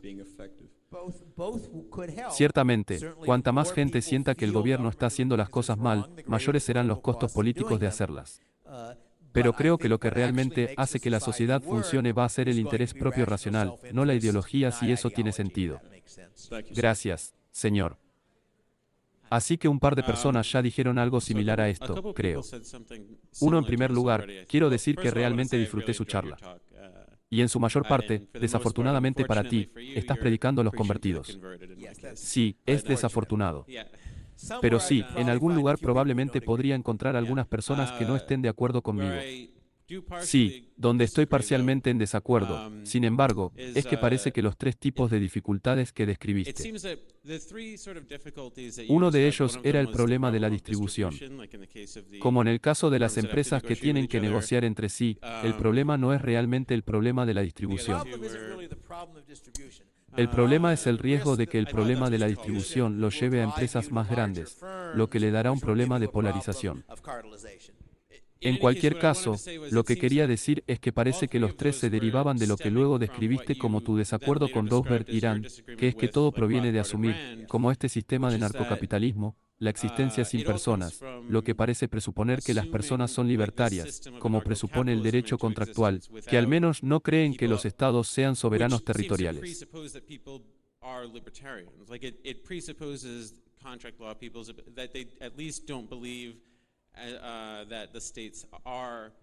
¿Sabes a lo que me refiero? Al igual que si requiere que los estados no sean soberanos territoriales, lo creerán o no. Puedes mirar, puedes imaginar. Puedes imaginar una versión de esto que surge simplemente porque el gobierno se vuelve incapaz de hacer cumplir sus reglas. Puedes imaginar que él creerá que el gobierno tiene el derecho de hacer todo esto y aquello. Pero todos estamos haciendo nuestro dinero en línea. Todos tenemos un cifrado sólido. El gobierno descubre que no puede recaudar impuestos porque no puede observar nuestros ingresos. Y ya sabes, ningún cambio filosófico en absoluto. Pero el gobierno se desvanece porque se está quedando sin dinero. Ese sería un futuro posible que podrías imaginar. Así que no depende de cambios filosóficos. Los cambios filosóficos podrían ayudar, pero no tengo ninguna buena teoría de cómo hacer que los cambios filosóficos sucedan. A diferencia de Rand, no creo que pueda probar que mi posición filosófica sea correcta. No conozco ninguna forma de demostrarle a la gente que violar los derechos es malo. Solo me parece malvado. Me parece que tiene malas consecuencias, pero no puedo. No tengo buenos argumentos para mi posición moral.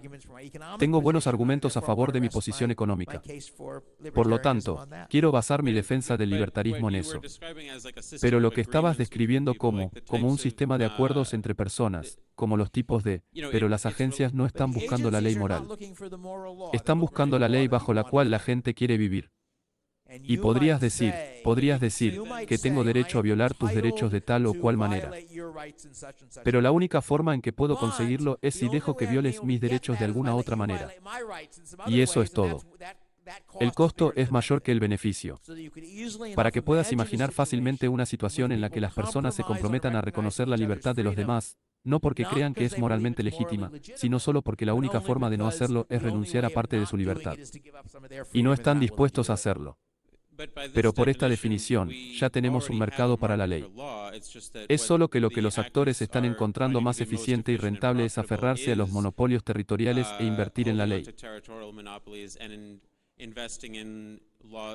Los tipos de leyes que se benefician tienen beneficios concentrados con pocas personas y costos dispersos y cosas por el estilo. Y así. Pero eso proviene de una definición particular de un mercado para la ley que ya tenemos. Esto está saliendo de un sistema particular de instituciones en el que está bien, lo siento, sí, está bien, sí. Quiero hacer una pregunta ligeramente diferente sobre las percepciones de las personas. Y en realidad no estoy hablando de moral aquí. Pero la razón, por ejemplo, es que si Jesse, que acababa de hacer esa pregunta mañana, afirmara que él era el gobierno de los Estados Unidos, la gente probablemente lo ignoraría. Mientras que si algún otro grupo de personas que viven en Washington afirman que son parte del gobierno de los Estados Unidos, tendemos a prestar atención. Para que el sistema del que estamos hablando funcione realmente, la gente tiene que creer que estas agencias de protección son la forma en que uno hace las cosas, que estas leyes son leyes razonables.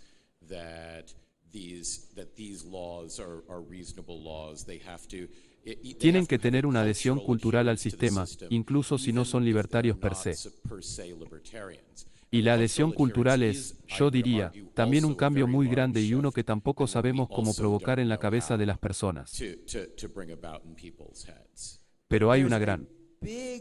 Hay un cierto sentido en el que todos en el mundo son conservadores y todos dan por sentado a lo que están acostumbrados como una forma normal de hacer las cosas. Entonces, eso significa que cuanto más pueda establecer lo que estoy describiendo, más personas simplemente lo darán por sentado sin un cambio filosófico. Hay una historia corta del escritor de ciencia ficción Werner Binja llamada Los Ingobernables, que trata sobre la invasión de un territorio narcocapitalista por un estado adyacente. Y uno de los puntos claros que hace es la forma en que las personas de cada lado del conflicto dan por sentado sus instituciones. De modo que en esta historia, esta es una historia futura. Y en la sociedad anarcocapitalista hay algunas personas a las que Binja llama armadillos. Y un armadillo es alguien que está lo suficientemente descontento con el sistema existente como para que, en lugar de tener una agencia de aplicación de derechos, se convierta en una especie de ermitaño de alta tecnología, establezca su propio perímetro defensivo y no tenga mucho que ver con otras personas. Y en la historia hay un granjero rico que es un armadillo cuyo hijo perdió un caso de arbitraje 20 años antes, y ha estado gastando sus recursos fortaleciendo su granja de varias maneras.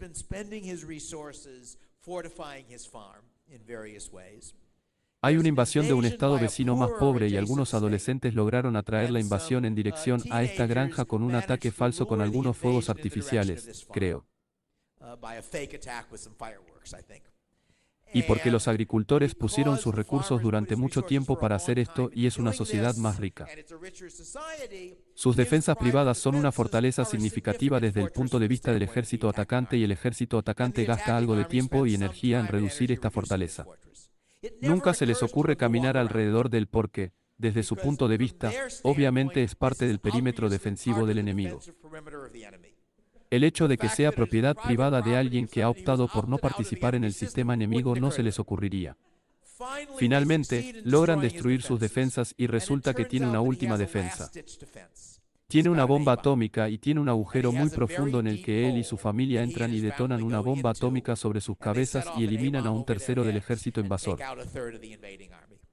Y hay alguien de la agencia local de derechos humanos que es, si no recuerdo mal, un prisionero en este momento en el cuartel general del ejército invasor.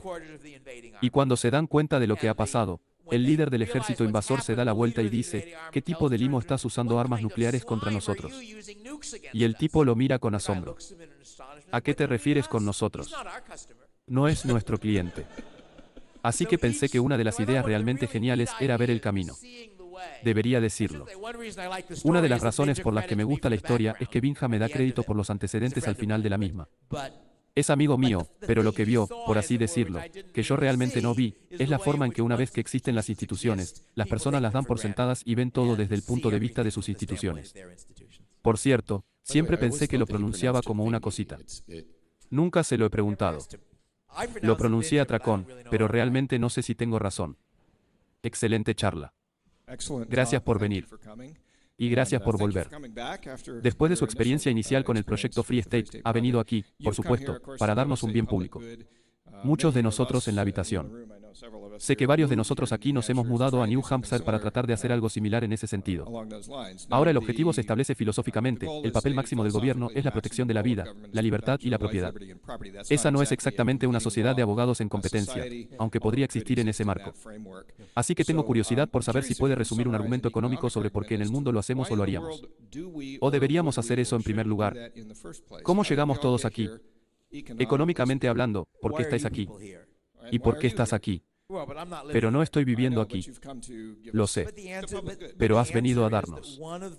Pero la respuesta es que una de las formas, y hay un montón de mecanismos para la producción privada de bienes públicos. Una de ellas es cuando hay suficientes beneficios privados de la misma para que cubran con creces el costo. Y, por lo tanto, siempre que el costo sea lo suficientemente menor que el beneficio total, puede hacerlo.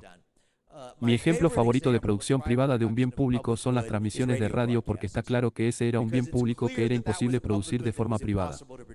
Porque una transmisión de radio sobre la que no tienes control escucha. Va a mucha gente. Y a algún genio desconocido se le ocurrió la idea de producir no un bien público, sino dos. Un bien público con un valor positivo y un costo de producción positivo llamado programa de radio. Un bien público con un valor negativo y un costo de producción negativo llamado anuncio. Atar los dos juntos y regalarlos. Es un ejemplo. Pero otro ejemplo es que a ti te escribo un libro y lo pongo yo, tomemos mi blog. O no cobro por mi blog. Ni siquiera tengo anuncios en mi blog. Pero el hecho de que 150 personas al día lean mi blog significa que es más probable que reciba las invitaciones de los oradores y de charlas. Y la mayoría de las personas que me invitan a charlas, a diferencia de PorcFest, me pagan por hacerlo. Y gracias de nuevo por venir. PorcFest está pagando mis gastos. Me están dando un rato entretenido. Estoy dispuesto a contribuir porque lo considero un proyecto útil y deseable. Pero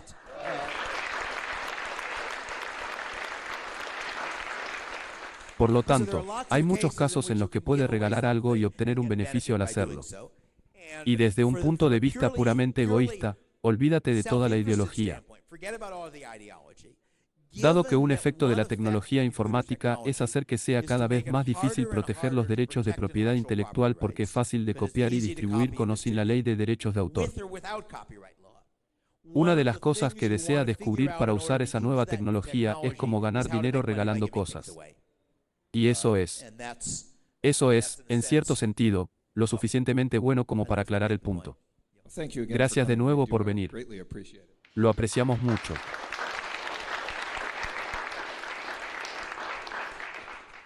En uno de sus libros que escribió y que tiene en su sitio web, menciona que no era una maquinaria de libertad, pero podría haber sido un futuro imperfecto sobre el concepto de mercados libres. No lo creo. Los mercados de asesinatos son una idea que alguien planteó, pero no recuerdo haber escrito nunca sobre ellos. Eso está bien. Y el tipo que lo mencionó y escribió al respecto se metió en muchos problemas como resultado. Puede que no. Puede que no. Sí, podría no haber sido mercados de asesinatos per se, pero creo que fue algo en una sociedad que involucra una criptografía constante y fuerte, la idea de veo la valla publicitaria con la clave pública de la nación. Murder Incorporated era mi versión. Eso es correcto. Esto no era algo que yo estuviera defendiendo. No, esto señalaba que un mundo de lo que yo llamaba privacidad sólida, un mundo con cifrado de clave pública bien distribuido y de uso común, era un mundo en el que era muy difícil hacer cumplir muchas leyes, incluidas algunas buenas y otras malas. Y un ejemplo que di fue que vender los servicios de sicarios se volvería mucho más práctico en ese mundo, ¿verdad? En ese tipo de escenario, porque parece ser un escenario posible y probable en el caso de una fuerte privacidad criptográfica. ¿Podría eso tener un impacto en la capacidad de nuestras organizaciones de resolución? Nuestras hipotéticas organizaciones de resolución dentro de esta sociedad hipotética. ¿Podría eso tener un impacto en la capacidad de intimidarse unos a otros? Especialmente si estamos pensando en que tengan algún nivel de transparencia. Por ejemplo, si no está claro quién está atacando, quién está asesinando a los superiores en la organización de resolución de disputas de acoso más grande. Si no está claro quién los está matando por Murder Inc., al ser una entidad burbuja, ¿no sería una especie de cómo intimidarían a alguien para que detuviera eso? Me parece que eso no es diferente de asesinar gente contratando a tu propia gente para dispararles. Siempre habrá tecnologías mediante las cuales las personas pueden tratar de usar la violencia entre sí y el asesinato incorporado es una de esas tecnologías, pero no veo cómo realmente cambia la lógica del problema. Y presumiblemente en la situación que estás imaginando, los superiores van a tener guardias para asegurarse de que los asesinos no los ataquen. Ya sea que esos asesinatos se contraten de forma anónima, en línea o de alguna otra manera, supongo que mi único argumento real al respecto es si su incapacidad para distinguir quién actuó en su contra inhibiría su capacidad de tomar represalias. Podría, pero podrías hacerlo sin asesinato, contratando a alguien que obviamente no está conectado contigo. Claro, gracias. Sí, me levanto para restablecer el equilibrio aquí. Has estado hablando constantemente de ciencia ficción y no has recibido preguntas de ciencia ficción, así que tengo una pregunta de ciencia ficción.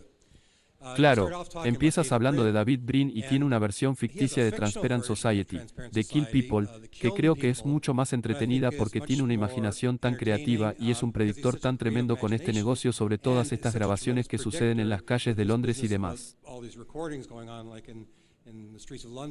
Pero una vez dio una charla en una conferencia libertaria y dejó en claro que no era libertario. Oh, ciertamente no lo es. Usa la frase ustedes, libertarios y todo lo demás. Así que me preguntaba si estarías de acuerdo con eso. Eso es. No tengo una opinión muy alta de Brian. Pensé que los 2 primeros capítulos de ese libro eran buenos, pero he interactuado con él en línea y pontificó sobre cosas de las que no sabe nada, como Adam Smith y lo que dice no es cierto y no apoya lo que dice. Así que no, quiero decir que Matar Gente es un libro maravilloso. ¿Qué? Matar Gente es un libro maravilloso. No he leído eso, pero sabes, no tengo que estar de acuerdo con la gente para pensar que son buenos escritores. Niven y Pernell no son realmente libertarios hasta que tienen algunos instintos libertarios. Su libro, Juramento de Lealtad, creo, tenía algunas lecciones muy interesantes para los libertarios. Larry Niven tiene un cuento Cloak of Anarchy, que es un cuento anti-anarquista. Y los anarquistas deberían leerlo y pensarlo. Pero, de todos modos, pero no, como digo, creo que los 2 primeros capítulos de ese libro de Brin son muy buenos, pero no creo que en general sea un pensador muy valioso por lo que he visto en interacciones como las que he tenido con él. Y sabes, una predicción no es tan buena. Me gusta afirmar que predije el modelo de negocio para la web porque no lo hice para la web. Pero lo hice hace 40 años porque, de hecho, uno de los argumentos que hicieron algunos de los izquierdistas de la nutria en ese entonces era que el capitalismo requiere escasez y que si el progreso tecnológico nos da una sociedad de abundancia, el capitalismo tendrá que crear una escasez falsa para sobrevivir. Y eso es malvado. Y así lo dije, pero esto está mal porque cuando las cosas se vuelven lo suficientemente baratas, vale la pena regalarlas. Que muy raramente paga por el agua en una fuente para beber o por el uso de un baño en una estación de servicio. Y dije, supongamos que el progreso tecnológico hizo que la atención médica fuera tan barata en los hospitales robóticos que no valía la pena cobrarle a la gente por ello. Entonces tendrías hospitales que en las paredes interiores estaban decorados con anuncios de que todavía valía la pena venderlos. Y así es como pagan. Ese es el modelo de la web. Regalas el contenido de la página web, pero pones anuncios en las paredes. Así que estoy 1 por 1 en Brin en eso.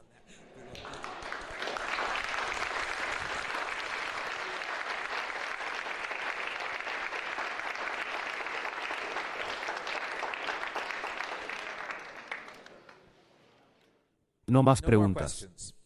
Todos quieren irse a casa. Oh, tengo una pregunta. Tengo otra pregunta. Bien, mencionaste comunidades como las asociaciones de propietarios y las comunidades de propietarios. ¿Qué los detiene? Podrían considerarse soberanos territoriales porque toda su existencia se basa en el control de un área territorial y luego en agregar cosas a más hechos. Escrituras de la casa. Cuando transfiere la propiedad, sabe que el nuevo propietario tiene que mantener la pintura blanca o algo así. Combinando estos conceptos, si estas comunidades deciden decir, oye, queremos protegernos de amenazas más grandes como estos otros estados y se federan, y luego, podríamos suceder, el gobierno de los Estados Unidos de nuevo. Podría suceder. Podría suceder. De acuerdo, no estoy prediciendo que el mundo vaya a ir bien. De acuerdo, entonces comente sobre su definición de gobierno. Me di cuenta de que no hay ningún requisito de monopolio allí. Entonces, según su definición, podría haber 6 gobiernos en el mismo lugar. En este mismo lugar en el que nos encontramos en este momento, probablemente haya al menos 3 gobiernos. Al menos 2. Técnicamente hablando, los gobiernos locales en los Estados Unidos son agencias del gobierno estatal. Pero los gobiernos estatales en los Estados Unidos no son subsidiarias del gobierno federal. Son legalmente independientes. Tienen ciertas relaciones legales con el gobierno federal. Pero hay 2 gobiernos diferentes que son agencias para legitimar la coerción en este mismo lugar. De acuerdo, parece que podría haber 2 gobiernos con exactamente la misma jurisdicción. También sonaba como, podría haber habido. Piense en la Iglesia y el Estado en la Europa medieval. Sí, parece que tenemos una situación en la que hay 2 organizaciones separadas y una de ellas es la agencia de coerción legitimada con respecto a un conjunto de problemas y la otra es la agencia de coerción legitimada con un conjunto diferente de problemas. Ese es un posible equilibrio. Pero entonces parece que ni siquiera tiene que ser un conjunto diferente de problemas. Además, también parece que podría ser que haya un específico. Podría haber alguien a quien normalmente llamaríamos un individuo privado que, según su definición, sería un gobierno. Así que, si mi esposa viola mis derechos, lo dejo ir. Y Superman. Supongamos que tenemos la situación actual, además de que Superman existe. Sí, y todo el mundo lo reconoce. Dado lo poderoso que es Superman, simplemente no vale la pena tratar de luchar contra él o demandarlo. Sí. Así que podrías tener un caso en el que cuando Superman viola tus derechos, pasas de largo como lo hace el gobierno. Así que eso sería lógicamente posible. Sí. Así que no lo sé. Me pregunto si hay más que decir sobre por qué no debería incluir el elemento de monopolio en la definición, porque históricamente no es cierto. Porque ha habido cosas que se parecen mucho a los gobiernos que no reclamaron tal monopolio. Digamos que creo que la mayoría de la gente no describiría a Superman como un gobierno en esa situación. ¿Qué hay de la Iglesia Católica? ¿Y la autoridad real en la Europa medieval? Se parece más a eso. La autoridad temporal de la autoridad temporal a veces podría ejecutarte. Ok. Bueno, de todos modos, eso es todo lo que tengo que decir. En realidad, no creo que la Iglesia Católica pudiera. La ley de la Iglesia no tenía la pena capital y creo que para ejecutar a alguien, tienen que entregarlo a la autoridad temporal.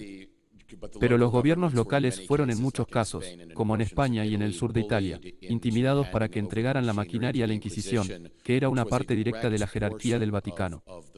Pero creo que fue el gobierno local el que tuvo que ejecutarlo. No, ese podría ser el caso, pero ciertamente los hombres de la Iglesia estaban torturando y eso es probablemente una violación de los derechos, creo. Y ciertamente lo era. Y ciertamente lo era. Sí, era la pena capital. Estaba hablando, entendido, pero lo digo en serio.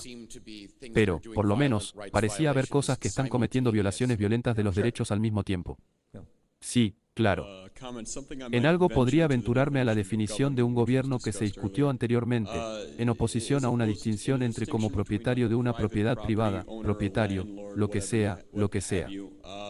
Usan su control sobre su propiedad y la coerción que ejercen sobre las personas dentro de ella como un fin en sí mismo, como si fuera su propiedad. Mientras que un gobierno que usan, o al menos de lo que llamamos un Estado en los tiempos modernos, es una justificación. Su poder es hasta el fin de la democracia. Su poder es hasta el fin de la libertad o lo que sea. Es algo ideológico, supongo. No estoy seguro de que eso sea cierto para todos los gobiernos históricos. Van a tener muchas razones diferentes. Pero no pensaría que un propietario que reclama el derecho de expulsarlo de su propiedad está involucrado en una coerción legitimada porque su opinión es que expulsar a las personas de la propiedad privada es algo que las personas tienen derecho a hacer. No piensas en eso como una violación de derechos, ¿verdad? Pero esa ideología que tiene, como si fuera suya. No necesita una razón por la que te expulse. Puede expulsarte si quiere crear un Estado.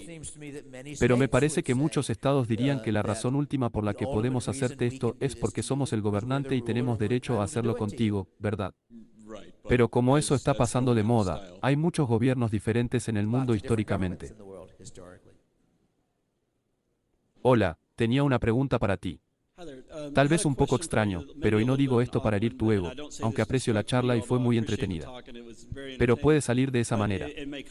Pero tengo curiosidad por saber por qué crees que tu padre no abrazó la anarquía y tú sí. Porque por lo que vale, te daré el remate. Creo que tienes razón, pero tengo curiosidad. Ambas personas muy inteligentes. Déjame ver si puedo dar una respuesta tan buena como pueda.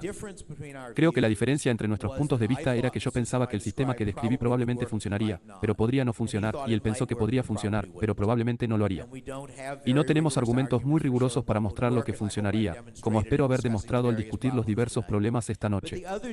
Pero la otra diferencia era que teníamos intereses diferentes en los que él estaba realmente interesado en la cuestión de en el mundo tal como es, en el contexto de las próximas décadas, cómo podemos hacer que el mundo sea mejor.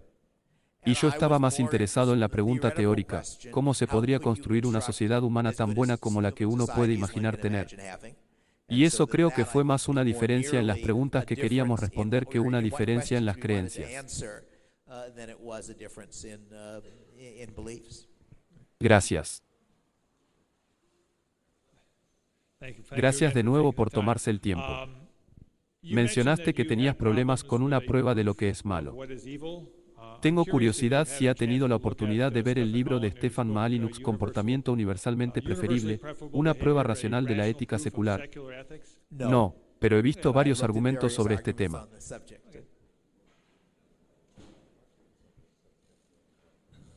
Hola, solo para dar seguimiento a una pregunta que planteé anteriormente, dos tipos más de observaciones. Una es que ya vivimos en un mundo en el que las personas pueden unirse a varias asociaciones independientes del gobierno territorial soberano. Varios tipos de asociaciones e incluso organizaciones religiosas podrían considerarse una especie de organizaciones transnacionales que definen los derechos. Y supongo que la pregunta que lo acompaña es si es posible que sea una especie de pregunta empírica sobre si es económicamente más viable a largo plazo tener una agencia de aplicación de los derechos territoriales o tener un grupo de asociaciones en competencia.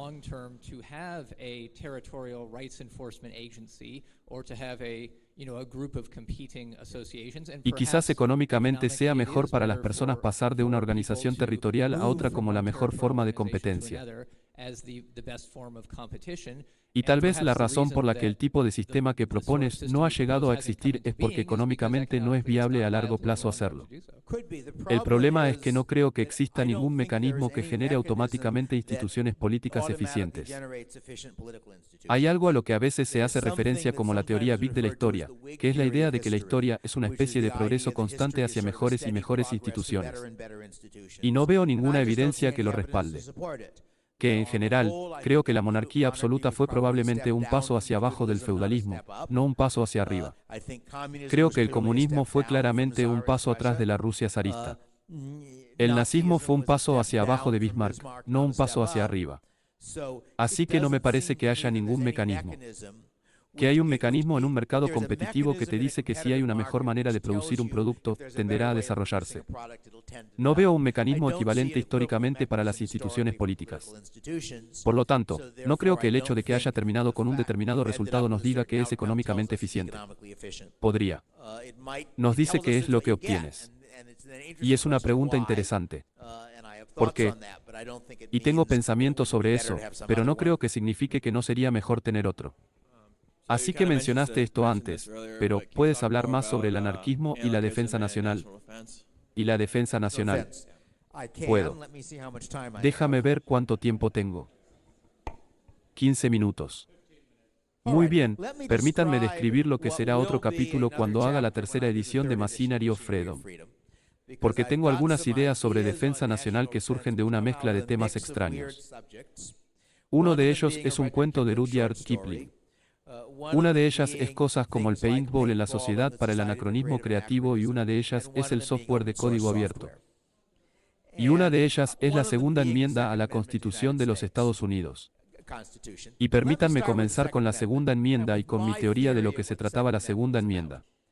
En mi opinión, la gente en el siglo XVIII estaba preocupada por el siguiente problema: estaba claro en la evidencia que los ejércitos profesionales vencían a los ejércitos de aficionados. Y también estaba claro que los ejércitos profesionales eran peligrosos. Y la evidencia más clara de esto fue en el siglo XVII cuando, como saben, hubo dos guerras civiles inglesas. La primera guerra civil inglesa fue básicamente el parlamento contra el rey y ganaron.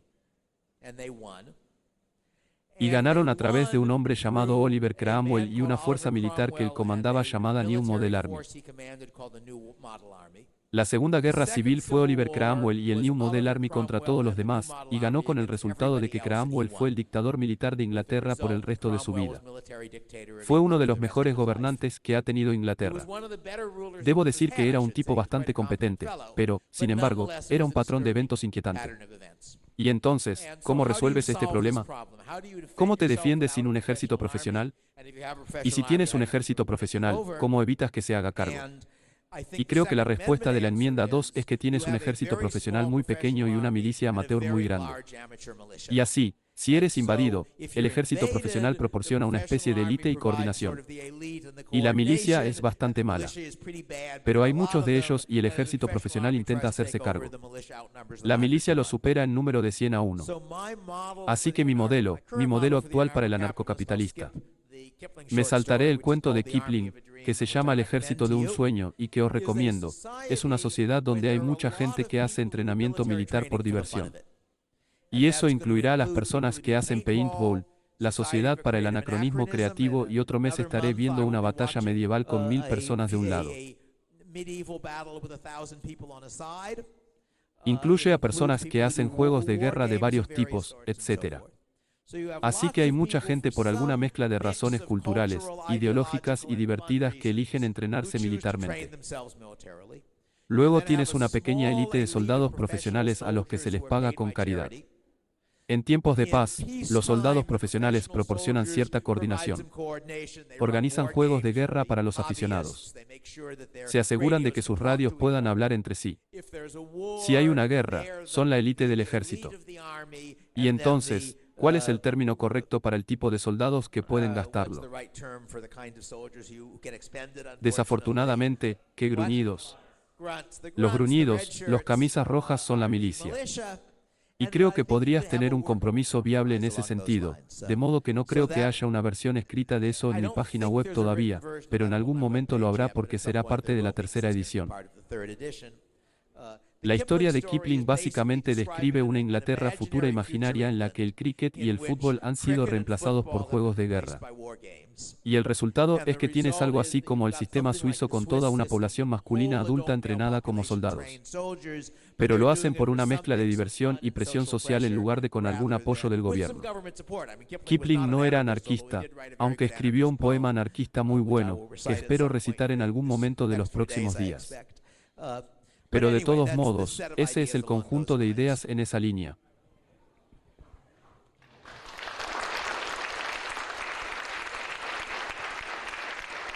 David Freeman.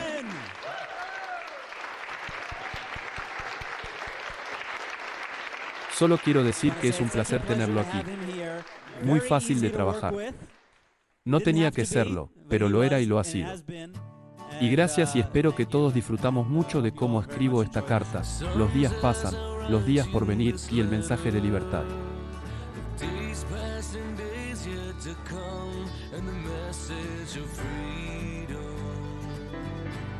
El mensaje de la libertad. Estoy al borde de las páginas de la historia y las lecciones no aprendidas. Se siente como si estas páginas permanecieran sin voltear. Pero chicos, no es ningún misterio. Chicos, lamento dejaros este mundo en un estado de desastre.